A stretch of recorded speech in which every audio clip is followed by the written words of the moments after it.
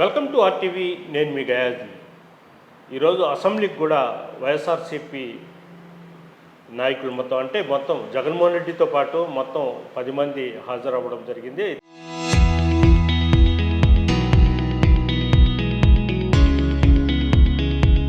అయితే తొలిసారిగా దీని మీద చర్చ అయితే జరుగుతూ ఉంది. చాలా రోజుల నుంచి అసెంబ్లీకి వెళ్లకుండా ఈరోజు ఎందుకు వెళ్ళారనేది కూడా చర్చ జరుగుతుంది. దీని మీద మాట్లాడేందుకు బీజేపీ అధికార ప్రతినిధి ఆంజనేయులు రెడ్డి ప్రస్తుతం మనతో ఉన్నారు. ఆయనతో మాట్లాడదాం. సార్ నమస్తే.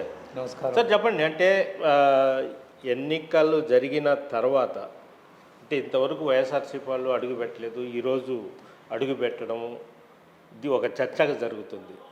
వాళ్ళు అసలు పోకుండా ప్రజల సమస్యలపై గళం విప్పకుండా ఇచ్చేసేవాళ్ళు ఈరోజు పోయారు. అసలు ఎలా చూడొచ్చు అంటారు దీన్ని? ఇది వైఎస్ఆర్సీపీ రాజకీయ దివాళా కోరుతనానికి నిదర్శనం. మాజీ ముఖ్యమంత్రి జగన్మోహన్ రెడ్డి గారు 2 సార్లు లోక్సభకి ఎన్నికయ్యారు, 4 సార్లు అసెంబ్లీకి, మొన్న 24లో గెలిచిన దాంతో సహా 4 సార్లు అసెంబ్లీకి ఎన్నికయ్యారు. ఒక ప్రజాప్రతినిధిగా ఆయన బాధ్యత ఏమిటి, ఆయన విధులు ఏమిటి, అవి తెలుసుకొని అపరిపక్వత రాజకీయ నాయకుల్లాగా తెలుసుకోలేక అపరిపక్వత రాజకీయ నాయకుల్లాగా వ్యవహరించడం ఏదైతే ఉందో ఇది చాలా దురదృష్టకరమైన విషయం. ఇది ఒక రాజకీయ నాయకుడు లక్షణమే కాదు, ఒక మాజీ ముఖ్యమంత్రి లక్షణమే కాదు. తెలుగులో ఒక సామెత ఉంది, గయాజ్ గారు, లింగడ అద్దంకకు పానుపోయాడు రాను వచ్చాడు, ఎందుకు పోయాడో ఎందుకు వచ్చాడో తెలియదు. ఈరోజు అసెంబ్లీ ప్రారంభోత్సవం బడ్జెట్ సెషన్స్ ప్రారంభంలో మరి 11 మంది శాసనసభ్యులు అసెంబ్లీలోకి ఎందుకు వెళ్ళారు, ఎందుకు వచ్చారు? అదేమంటే మాకు ప్రతిపక్ష హోదా నాయకత్వం ఇస్తే తప్ప, అధికార ప్రతిపక్ష హోదా ఇస్తే తప్ప మేము రాము. ఎంత హాస్యాస్పదమైన విషయం. జగన్మోహన్ రెడ్డి గారికి తెలుసు కదా ఎవరికి అధికార ప్రతిపక్ష హోదా ఇస్తారు. అఫిషియల్ అపోజిషన్ లీడర్షిప్ ఇస్తారు. లీడర్ ఆఫ్ అపోజిషన్గా ఎవరిని గుర్తిస్తారు? అసెంబ్లీకి ఉండే మొత్తం సీట్లో 1/10 గెలుచుంటే ఆ గెలిచిన వాళ్ళకి లీడర్ ఆఫ్ అపోజిషన్ ఇస్తారు, ఆయనకి క్యాబినెట్ ర్యాంక్ ఇస్తారు. అది జగన్మోహన్ రెడ్డి గారికి తెలుసు. వారి సీట్లు 18 సీట్లు వచ్చుంటే ఆ హోదా వచ్చుండేది. జగన్మోహన్ రెడ్డి గారే స్వయంగా అధికారంలో ఉన్నప్పుడు, చంద్రబాబు నాయుడు గారు ప్రతిపక్షంలో కూర్చున్నప్పుడు స్వయంగా ఆయనే అన్నాడు, మిస్టర్ చంద్రబాబు నాయుడు, నేను తలుచుకుంటే నీకు అపోజిషన్ లీడర్ హోదా కూడా ఉండదు, ప్రతిపక్ష హోదా కూడా ఉండదు, నేను గేట్లు ఎత్తేస్తే అందరు ఇట్టు వస్తారు. దాని అర్థం ఏమిటి? నీకు నంబరు 18 మంది ఉంటే తప్ప ప్రతిపక్ష హోదా రాదనేది అర్థమవుతుంది కదా. అది తెలిసి మీరు ఈరోజు ఏ విధంగా ఎందుకు మాట్లాడుతున్నారు? రెండవది, ఈ పీపీపీ మోడల్లో వైద్య కళాశాల తీసుకురావడాన్ని వ్యతిరేకిస్తున్నాం, అది ప్రైవేటీకరణ అంటే అది ప్రైవేటీకరణ కాదు, పబ్లిక్ ప్రైవేట్ పార్ట్నర్షిప్. అది కొత్తగా వచ్చిన వ్యవస్థ కాదు, కేంద్ర ప్రభుత్వం తీసుకొచ్చింది. అనేక వ్యవస్థల్లో పబ్లిక్ ప్రైవేట్ పార్ట్నర్షిప్ ఉంది. ఇంకా ఆశ్చర్యకరమైన విషయం ఏంటంటే, ఈ పబ్లిక్ ప్రైవేట్ పార్ట్నర్షిప్ తోటి మెడికల్ కళాశాల ఏర్పాటు చేయడం కోసం వేసిన కమిటీలో మీ వైఎస్ఆర్సీపీ లోక్సభ సభ్యుడు గురుమూర్తి గారు ఉన్నారు, తిరుపతి లోక్సభ సభ్యుడు. ఆ గురుమూర్తి గారు యువకుడు, సౌమ్యుడు కూడా, ఆయన ఎక్కడ వివాదాలు గందరగోళంగా మాట్లాడే వ్యక్తి కూడా కాదు, విద్యావంతుడు. ఆయన ఆ కమిటీలో ఉండి ఆ కమిటీ రిపోర్ట్ ఇచ్చింది ఇది సరైన విధానం అని. నిజానికి ఏదన్నా వ్యతిరేకత ఉంటే మీరు ఆయన చేత ఎందుకు డిసెంట్ రాయించలేదు?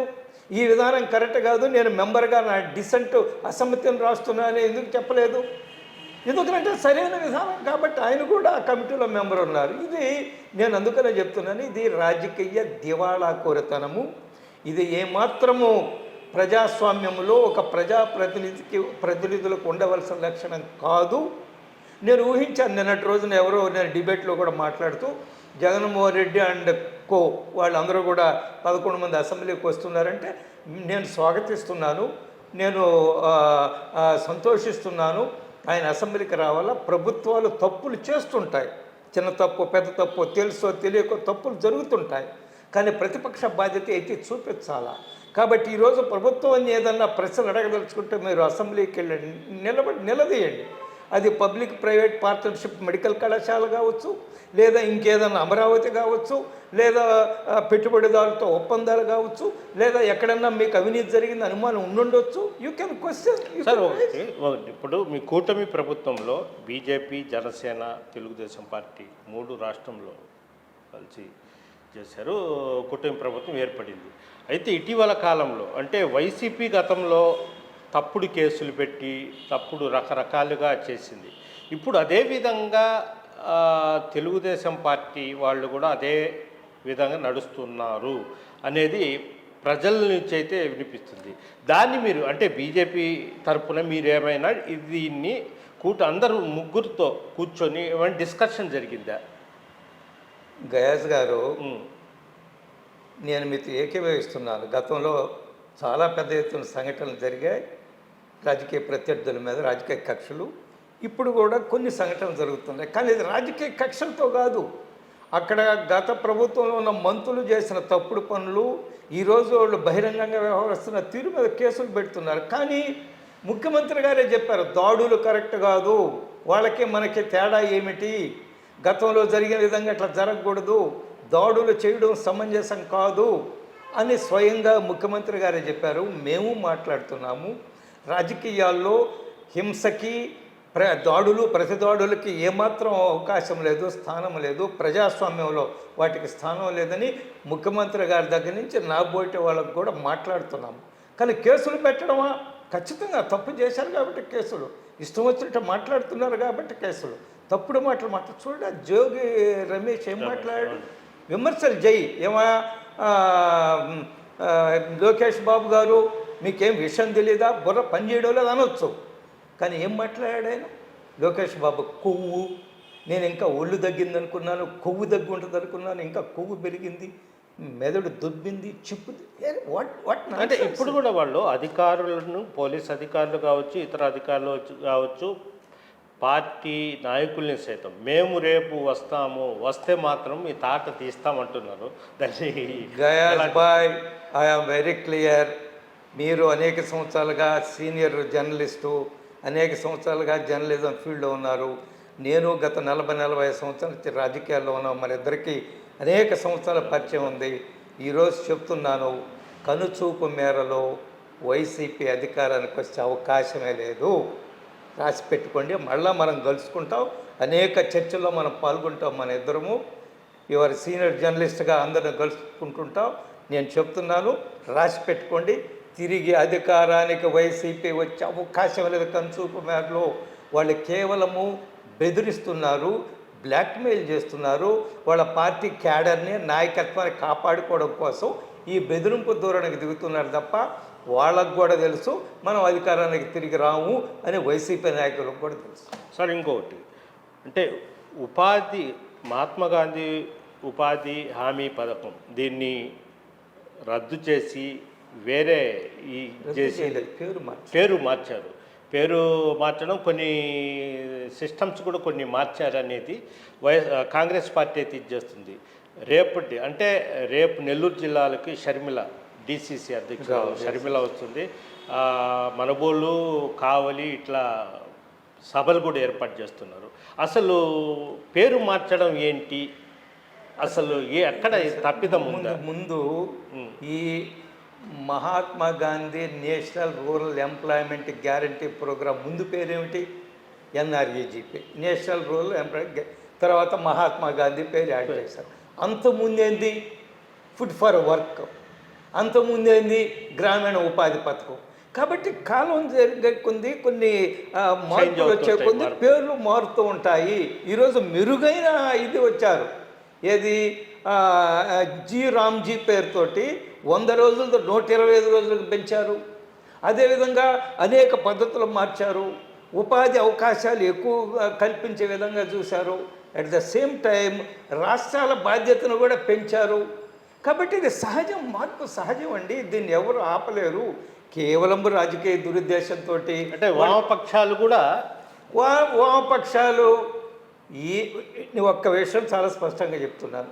వామపక్షాలు దేన్నైతే వ్యతిరేకిస్తాయో దేశ ప్రజలందరికీ తెలుసు. అవన్నీ కూడా దేశానికి అవసరం. అంటే బీజేపీ బీజేపీ ఓకే అంటే వాళ్ళు వ్యతిరేకిస్తారా? ఖచ్చితంగా బీజేపీ ఏం చెప్తే దానికి వ్యతిరేకించడం, వేరే ఉండదు. వాళ్ళకు ఒక పాలసీ లేదు. ఓన్లీ పాలసీ ఈజ్ వ్యతిరేకించడము, నరేంద్ర మోడీ గారి మీద విషం కక్కడము, తప్పుడు ప్రచారం చేయడం, ఇటువంటి ఎనీ అదర్ పాలసీ. ఈ పాలసీయే ఉంది. అందువల్ల దేశ ప్రజలకు కూడా తెలుసు, కమ్యూనిస్టులు వ్యతిరేకిస్తున్నారంటే ఇది ఏదో దేశానికి మంచి జరుగుతుంది, మంచి చేయడం కోసం బీజేపీ నిర్ణయం తీసుకున్నది. సార్ ఇంకొకటి అంటే మన నెల్లూరు జిల్లాని ఒకసారి చరిత్ర చూసుకున్నట్లయితే ఆనం, నల్లప్రెడ్డి, నేదురుమల్లి ఇట్లా వారసత్వ రాజకీయాలు వస్తున్నాయి. వెంకయ్య నాయుడు అంటే ఢిల్లీ నుంచి గల్లీ వరకు ఉండి ఒక దేశ రాష్ట్రపతి అయిన వెంకయ్య నాయుడు ఎందువల్ల వాళ్ళ పిల్లల్ని రాజకీయాల్లో తీసుకున్నారు? ఒకటి, ఈ వారసత్వ రాజకీయాలు అనేవి ప్రజాస్వామ్యానికి చాలా ప్రమాదకరమని ప్రధానమంత్రి గారు అనేక సందర్భాల్లో ప్రస్తావించున్నారు. వారసత్వ రాజకీయాలు అంటే ఏమిటంటే, తండ్రి రాజకీయాల్లో ఉంటాడు, వాళ్ళ అబ్బాయి అప్పుడు దాకా రాజకీయాలకి ఏమి సంబంధం ఉండదు, విదేశాల్లో ఎక్కడో ఉంటాడు, వచ్చి సడన్గా రాజకీయాల్లో ఎమ్మెల్యే ఎంపీలు అయిపోతారు. అది ప్రమాదకరమైన వారసత్వ రాజకీయాలు.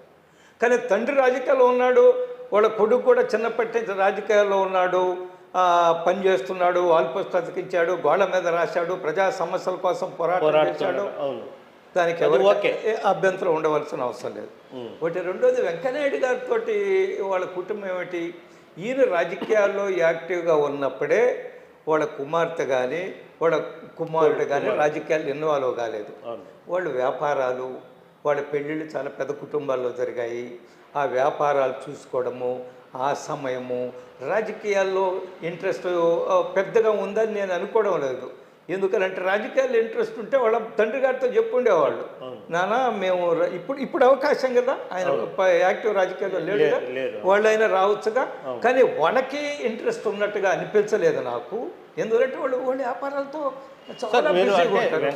వెంకయ్యనాయుడు గారు కూడా ఎప్పుడు కూడా ఎంకరేజ్ చేయాలి వాళ్ళని చాలా స్పష్టంగా చెప్పాడు. మీరు వెంకయ్యనాయుడు గారితో చాలా దగ్గర నుంచి చూస్తుంటారు. అయితే వెంకయ్యనాయుడు ఈ రాజకీయాలు అంటే వారసత్వ రాజకీయాలకి వ్యతిరేక 100% వ్యతిరేక. వెంకయ్యనాయుడు గారు చాలా సందర్భాల్లో చెప్పున్నాడు, వారసత్వ రాజకీయాలకు నేను వ్యతిరేకని, నా కుటుంబ సభ్యుల్ని ఎవరిని కూడా రాజకీయాలకు తీసుకురాను, ఏదన్నా వాళ్ళకి ఇంట్రెస్ట్ ఉంటే నా తదనంతరమేను. తదనంతరం అంటే ఏమిటి? అవునవును, అంతే అంతే అంతే. తదనంతరం అంటే నేను ఈ లోకంలో లేనప్పుడే వాళ్ళు ఏదన్నా నిర్ణయాలు తీసుకుంటే తప్ప, నేనున్న రోజులు నేను ఇప్పుడు నిజానికి ఆయన వైస్ ప్రెసిడెంట్ కాకపోవచ్చు, కానీ యాక్టివ్గా రాజకీయాల్లో లేకపోవచ్చు, కానీ ప్రజా జీవితంలో యాక్టివ్గా ఉన్నాడు. అక్కడ మీరు గమనించాలి. Not in politics but in public life. ఆయన సలహా అవసరం వచ్చినప్పుడు లేదా సెమినార్స్కి పిలుస్తారు, ఆయన యొక్క ఉపన్యాసాలు వినాలనుకుంటుంటారు, సమస్యల మీద ఆయన ఉద్దేశాలు ఏమిటో తెలియాలనుకుంటారు. చాలామంది colleges, medical colleges and other ద్వారా కూడా సేవా కార్యక్రమాలు వాళ్ళు పిలిచినప్పుడు ఆయన వెళ్తున్నారు. ఆయన ప్రజా జీవనంలో యాక్టివ్గా ఉన్నాడు, రాజకీయాల్లో యాక్టివ్గా లేడు. సో ఆయన యాక్టివ్గా ఏ విధంగా యాక్టివ్గా ఉన్న రోజులు నాకు తెలిసి వాళ్ళ కుటుంబ సభ్యులు రాజకీయాల్లోకి అనుమతిస్తాడని నేను అనుకోవడం లేదు. సార్ ఒకటి, ఇంకా రాష్ట్రంలో చాలా కొద్ది రోజుల నుంచి ఈ లడ్డు వివాదం అయితే ఇదవుతుంది. ఓ పక్క వైఎస్ఆర్సీపీ వాళ్ళు అసలు ఏం కల్తే లేదని వీళ్ళు చెప్తున్నారు, సిట్ మాత్రము ఆ విధంగా ఇవ్వలేదని కూడా ఇది చేస్తున్నారు. అసలు వాస్తవంగా ఇది రాజకీయమా, కల్తీ నిజంగా జరిగిందా? నేనేమంటున్నా అంటే, ప్రతి విషయము మనము చర్చించుకున్నప్పుడు అది రాజకీయం అవుతుంది. కల్తీ 100% జరిగింది. నేను అనేక సందర్భాల్లో చెప్పున్నాను. కల్తీ, నెయ్యిలో కల్తీ జరిగింది అనేది నేను ఆమోదించడం లేదు. ఎందుకని కారణం చెప్తాను. నెయ్యి ఉంటే కల్తీ జరిగినట్లు లెక్క. ఓకే, మీ దృష్టికి అయ్యా డీజిల్ కల్తీ జరిగింది అన్నాడు అనుకో, దాంట్లో కొంత డీజిల్ ఉంటుంది, ఇంకేదో కిరోసిన్ కలుపుతాడు.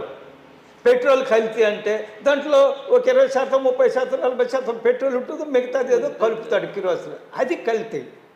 కానీ నెయ్యి కల్తీ అంటే అసలు నెయ్యే లేదు కదా. అంత పామాయిలు, కెమికల్స్, ఆ ఫ్లేవర్ వచ్చేదానికి, ఆ వాసన వచ్చేదానికి, నెయ్యి వాసన వచ్చేదానికి కలిపిన కెమికల్స్ అయ్యి. కాబట్టి నెయ్యి కల్తీ ఎక్కడ? అవును. నా రాజకీయ జీవితంలో ఇంత దుర్మార్గమైన వ్యవహారాన్ని నేను ఇప్పుడు అవినీతి ఆరోపణలు ఉన్నాయి, కోట్లు సంపాదించారంటారు, దౌర్జన్యాలు అంటారు. కానీ కోట్లాది మంది 120 కోట్ల మంది హిందువుల మనోభావాలకు సంబంధించే కాదు, ఆ ప్రపంచంలో అనేక మంది శ్రీ వెంకటేశ్వర స్వామిని దేవదేవుడి దగ్గరకు వచ్చి దర్శించుకుని విశ్వాసం ప్రకటించి భక్తి శ్రద్ధలతో పూజించే వాళ్ళందరి మనసులో ఎంత తీవ్రంగా గాయపడ్డాయి. ఆయనే చెప్పాడు కదా, వైవి సుబ్బారెడ్డి గారే చైర్మన్గా ఉన్న రోజులు ఆయనే చెప్పాడు కదా మన ఢిల్లీలో మాట్లాడుతూ, కల్తీ జరిగింది, అందులో ఏం అనుమానం లేదన్నాను. సిట్ చాలా స్పష్టంగా చెప్పింది ఏ విధంగా ఎక్కడెక్కడ ఏమేం జరిగింది, ఎవరు ఇన్వాల్వ్ అయ్యారో ఛార్జ్షీట్లో సిట్ రిపోర్ట్లో చాలా స్పష్టంగా ఉంది. ఎవ్వరూ తప్పించుకోలేరు, దాంట్లో ఇన్వాల్వ్ అయిన వాళ్ళందరినీ కూడా జైలుకి వెళతారు. దుష్ట చతుష్టయం ఇంతకుముందు కూడా చెప్పాను, దుష్ట చతుష్టయం వైవి సుబ్బారెడ్డి, ధర్మారెడ్డి, భూమన కరుణాకర్ రెడ్డి, చెవిరెడ్డి భాస్కర్ రెడ్డి, ఈ దుష్ట చతుష్టయం ఖచ్చితంగా జైలుకి వెళ్ళాలా. హిందువుల మనోభావాలు గాయపరిచిన వాళ్ళు ఖచ్చితంగా శిక్ష అనుభవిస్తారు, అందులో ఎటువంటి అనుమానం. Okay sir, thank you. చాలా సంతోషం. ఇది పరిస్థితి. అంటే గతంలో వైఎస్ఆర్సీపీ వాళ్ళు ఎన్నో తప్పులు చేశారు. ఎటువంటి పరిస్థితుల్లో మళ్ళీ 2029 ఎన్నికల్లో వాళ్ళు గెలిచేది లేదు, ప్రజలకు ఉద్ధరించేది ఏం లేదు, మళ్ళీ వచ్చేది కూటమే ప్రభుత్వమే అంటూ కూడా ఆంజనేయ రెడ్డి గారు అయితే చెప్తున్నారు. Video journalist Gayaz RTV Nellore నుంచి. Local to global news at your fingertips. మీ చేతిలో ఒక ఆయుధం. Download raw TV app. Media legend Ravi Prakash is back.